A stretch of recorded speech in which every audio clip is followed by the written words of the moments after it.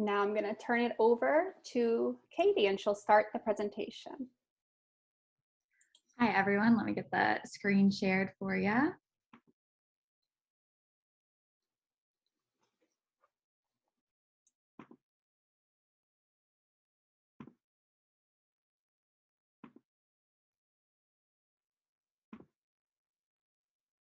Okay, there we go. I hope everyone is having a great night. As Heather mentioned, my name is Katherine Vest. I am a certified archivist and working as a processing archivist, records analyst at the Archdiocese of New Orleans. I am here today to discuss my research on the yellow fever epidemic of 1853 and the St. Patrick's Cemetery. Because who doesn't want to hear more about an epidemic in the middle of a pandemic? 2 years ago, I completed my master's degree at UNO. The topic of my thesis was Fièvre Jaune, an exhibit plan on the St. Patrick's Cemetery, Irish immigrants, and the role of the Catholic Church during the yellow fever epidemic in New Orleans. Tonight, I will provide an overview of my thesis and then speak about the fever in New Orleans. And lastly, I will discuss my use of the sacramental records at the Archdiocese of New Orleans, with particular emphasis on the St. Patrick's Cemetery burial records. I want to preface this by saying that this is not an exact excerpt out of my thesis. As I am sure many of us have encountered in our time studying and writing about history, I had so much more I wanted to research and mention within my thesis. Therefore, I am taking this opportunity to add some of those additional details. When I wrote my thesis, it was originally a project proposal for an exhibit at the Old Ursuline Convent Museum in the French Quarter. I'd planned it to be a small exhibit within a larger exhibition over the history of the New Orleans Catholic cemeteries. Unfortunately, because of the current pandemic, that was not able to happen.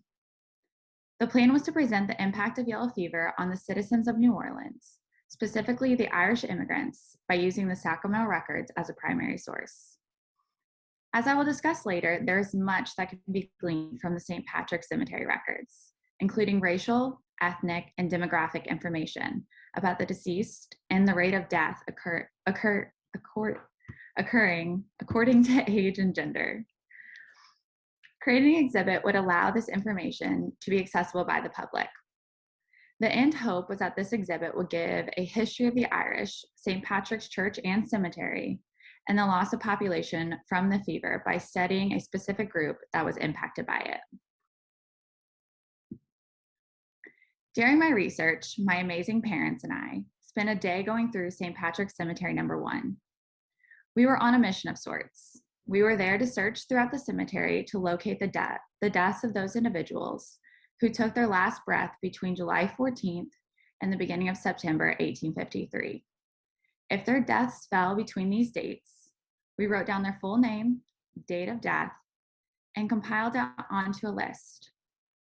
After completing that part of the research, I then searched through the database that I had created from the St. Patrick burial books to see if I had an entry of those who had died of yellow fever, or if they were one of those individuals who had been forgotten during the mass burials. I cannot remember the exact number of burials that we located within the cemetery that day, but only a few of those were listed within the database. And there is a specific individual that I want to bring to light. New Orleans, 1853. You are working the port or digging a canal, and suddenly you are bitten by a mosquito. There are two possible outcomes. One, the mosquito isn't carrying yellow fever, and you are going to be fine. Or two, you have just been infected with yellow fever.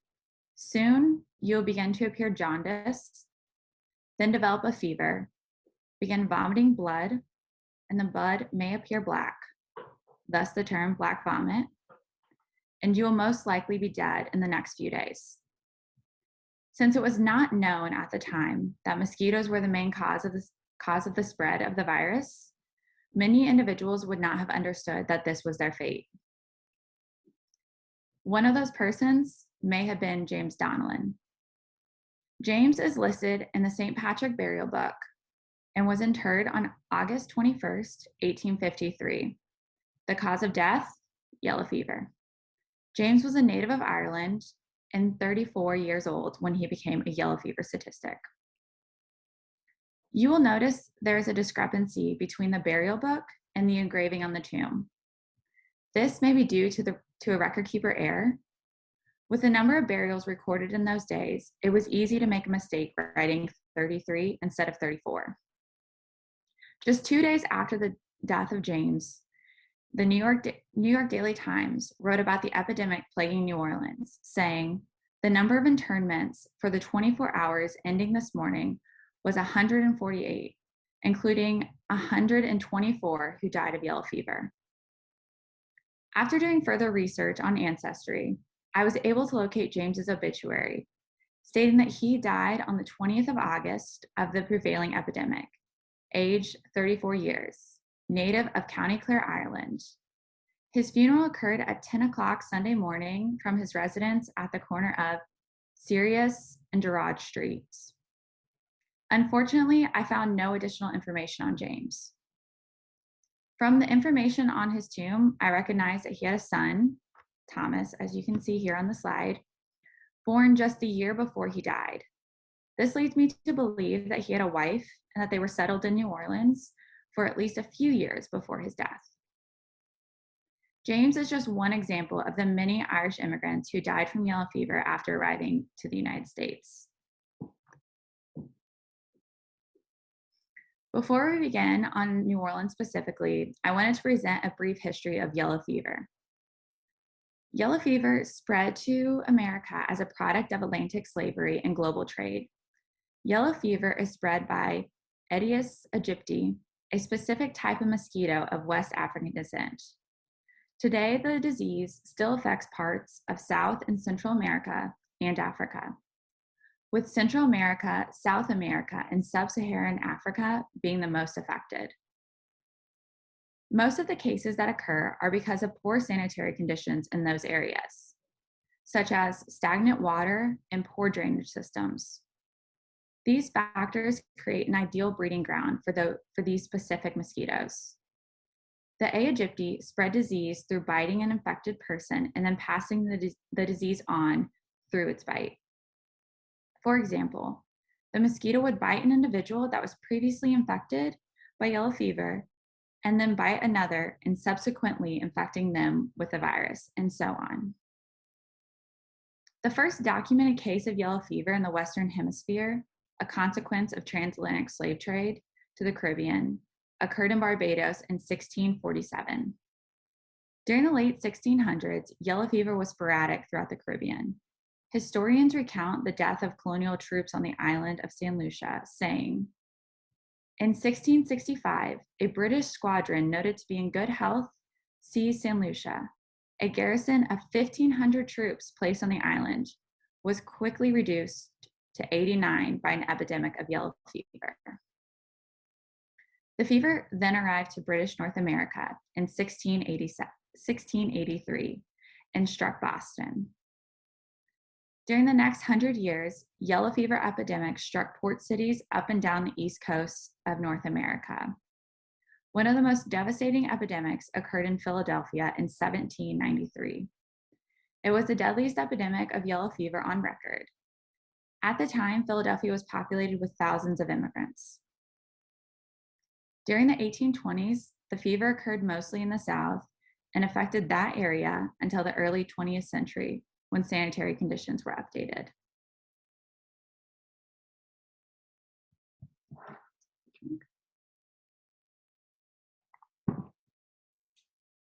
The first known case of yellow fever in New Orleans came during the Spanish rule in 1769, killing at least 350 people. This incident frightened many residents, and in subsequent years, those who could afford it fled to rural areas outside of the city during their peak summer months. The fever continued to affect New Orleans during various summers until 1905, when it was proven by Dr. Walter Reed that there was a correlation between yellow fever and mosquitoes, and that the sanitary conditions needed to be updated to prevent additional epidemics. During those years that the fever hit New Orleans, it is said that it primarily affected the newly settled immigrant population of the city.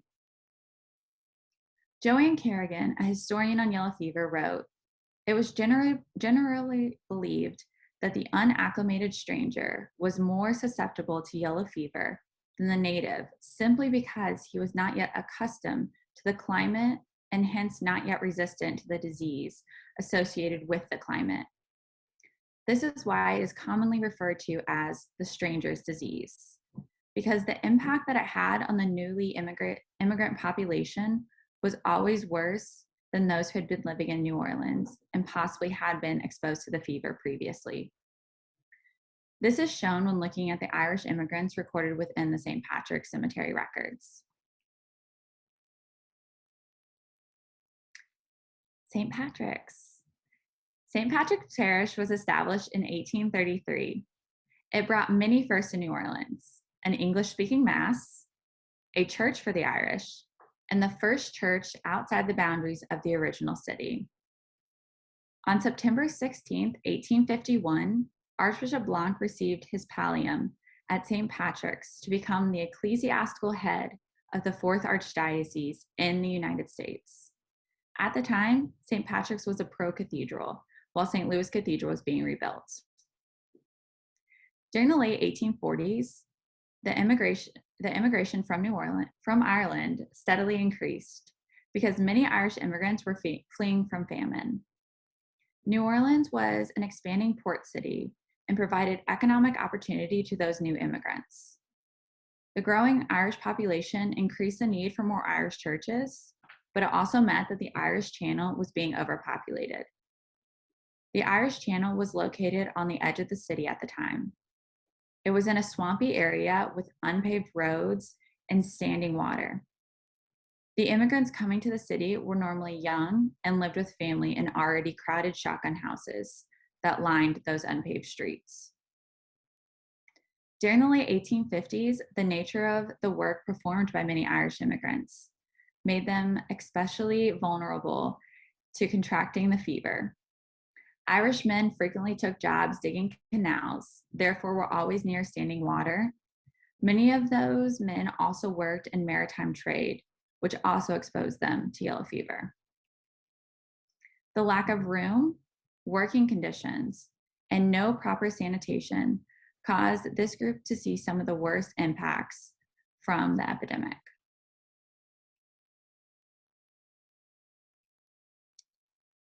With the growth of the number of Irish within the parish of St. Patrick, the church realized its need for a cemetery. Father James Ignatius Mullen, pastor of St. Patrick's Church at the time, established St. Patrick's Cemetery in 1841. The church built a cemetery on higher ground along the Metairie Ridge, which would allow for some in-ground burials. This is very surprising to me because we all know that is not a common thing in New Orleans. The cemetery layout was not in even rows. This is because of the number of internments in such a short period of time during the epidemic. There was not enough time to lay them out in distinct rows or to have them facing the same direction. So as you can see in this image, they're kind of facing wherever they could be laid, and there's no set pathways really to go through except for the main aisle and the side aisles. As the epidemic and death spread throughout New Orleans, St. Patrick's Cemetery became a burial ground for a large amount of Irish residents. You can see this as you walk through the cemetery or even glance at the burial books. Listed throughout, you will note last names like Donlin, Sheehan, Kennedy, Collins, O'Donnell, and O'Neill. Okay. Now for the fun part, my research. I might have a slight obsession with epidemics and have a very in-depth interest in cemeteries here in New Orleans. I had originally wanted to make my thesis a comparison between the effects of yellow fever on the French or those wealthier ones living within the French Quarter versus the Irish immigrants. I plan to use St. Louis Cathedral, St. Louis Cemetery No. 1, and St. Patrick's Cemetery burial records as two of my primary sources. Unfortunately, there are extremely limited burial records for St. Louis Cemetery No. 1 or even No. 2 during the 1850s. And I'm sure if you've ever done research within the archives of the Archdiocese, you already know that too. This caused me to have to change the direction of my thesis. I started reading secondary sources concerning the yellow fever in New Orleans, but specifically the epidemic of 1853. I soon realized that the St. Patrick's Cemetery burial records had not been used as a primary source in these texts. To me, these records are an invaluable source that can be used to understand more of the individual victims of yellow fever. With some of the sacramental records, you can find hundreds of years worth of history. A ramble through the sacramental records is like a reunion of New Orleans families and a front row seat to Louisiana's family history. These old registers give a glimpse into the narrative of the masses, from affluent leaders to the poor and enslaved. I'm obviously partial to the Catholic records because they hold a plethora of information that is not commonly referenced by historians in their research of New Orleans history. The sacramental records can show you immigration patterns, linguistic practices, ethnic origins, social history, and cultural diversity. The St. Patrick's Cemetery books are the only burial books from 1853 that state the cause of death. This is the main reason I chose to study St. Patrick's Cemetery, because with the number of burials occurring, many cemeteries and record keepers did not keep up with the information that was designated by the Department of Health. The cemetery burial books are commonly referred to as cemetery daybooks. They are in date form, organized by date of burial. Typically, each entry notes the deceased name, age, cause of death, place of origin, and ethnic or racial classification. An analysis of the daybooks can reveal a number of insights. For instance, it is possible to determine from the sample from St. Patrick's Cemetery the number of deceased who were born in Ireland versus those born in New Orleans, the average age of those who died, as well as their gender and the variety of names used to describe the disease, such as yellow jack, black vomit, or the fever.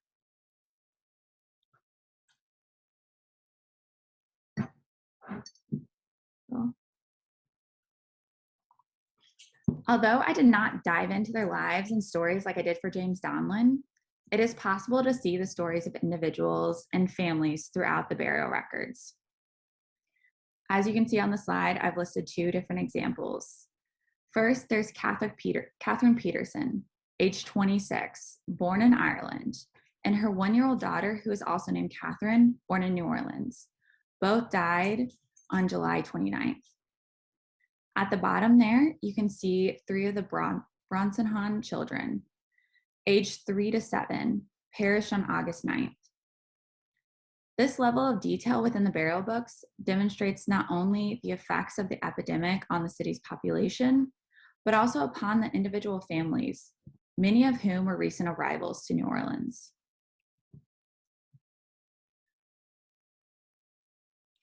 As you can see on the slide, this is a small snippet of the database that I spoke about earlier. I used an Excel spreadsheet to list the information such as the date of death, the number of deceased, age, gender, ethnicity, and/or race, place of birth, and cause of death. I created the database for my thesis and the exhibit. It was also created to help researchers and those of us working within the Office of Archives and Records at the Archdiocese. I entered each entry from the burial books from the beginning of the book, which was July 14th, and ended September 1st. As I mentioned before, the records were originally by date of death and recorded with the deceased's full name. Within this 6-week period, there were 1,384 deaths recorded. 1,167 listed the cause of death as yellow fever. That is an astounding 84% within just this 6 weeks died of yellow fever. Other noted causes of death were congestive fever, diarrhea, Billion's fever, lingering disease, worms, and typhus fever. These other causes of death were few and far between. The impact from yellow fever is evident and overwhelming when you are writing down individuals' names. They are no longer just statistics, and like James Donlin, they each have a story to tell.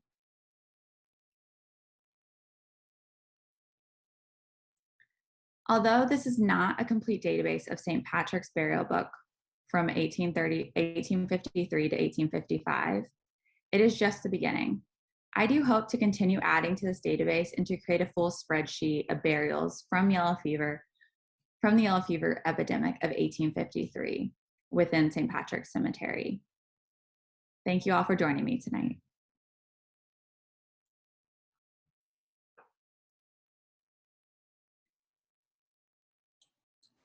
Okay, great. Thank you so much, Katie. It's really nice to see all the work that you put into the database, and giving stories to some of these individuals is fascinating. A fun time.